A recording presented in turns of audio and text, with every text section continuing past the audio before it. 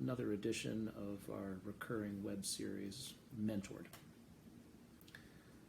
It's a time of stress. It's middle of December, and the end of the school term is coming. There are grade reports, there are major projects and papers that are coming due, and then of course there's always the bugbear of exams right around the corner. If you're on the semester system, this is one of the major hinge or make or break moments. And if you work on trimesters, this too can be a fraught moment with plenty of extra assignments and quite a lot of other attention-grabbing things on students' minds.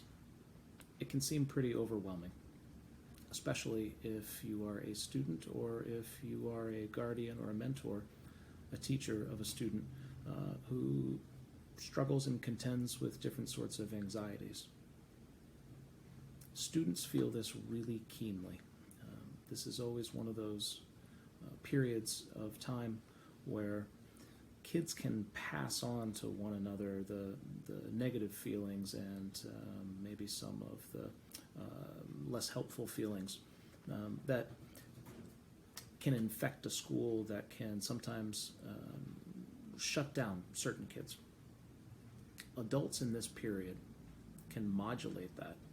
They can use that energy in a way that is positive rather than simply accepting that it's going to be a difficult moment and you just have to kind of grind things out. There's another way to present stress to students.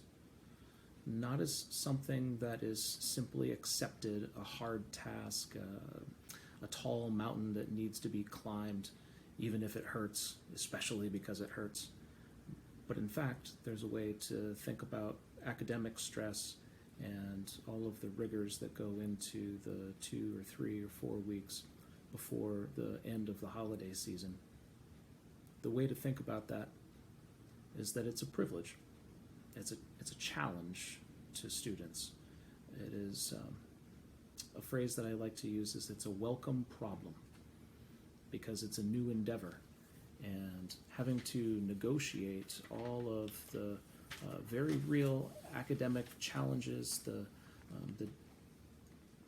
upset in schedule and the angst and the difficulty that the end of the term can provide can be reimagined for students with intention, can be reimagined for students as a kind of welcome challenge rather than something to be avoided, a sort of negative presence.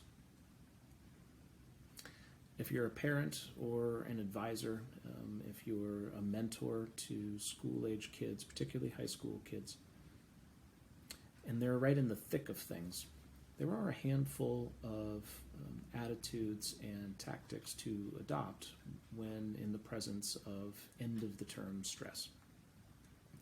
One of the most important of those is to stay neutral in tone when it comes to discussing the exam period and the end-of-the-year period when so many different assignments and so many large-scale endeavors are happening. To stay factual. Name the things to be done. Help your student to make a schedule for study far in advance of the actual week that the exams tend to take place. It's important to be realistic about grades.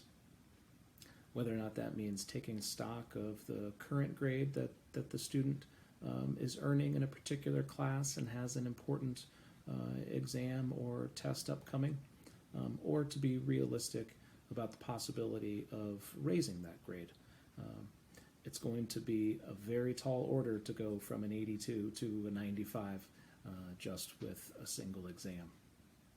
It's important to present factually, matter-of-factually, that this is a moment in a student's life that is standard. These are the kinds of things that happen in the course of anyone's education, and it isn't something to be perseverated over. In fact, it's something to be embraced because it will end quickly. We want to present a narrative then that is a way of seeing the end of the term that asks the kids to accept that certain stressors will take place in their lives and things will be uncomfortable for a while, but one accepts them because they will cease and because at the end of things there's a nice long break. I'm reminded of a student of mine, this is probably 10 or 12 years ago, a strong student who had literary insight in the English classroom and no small amount of writing talent, but she was disorganized. She was nervous about her performance.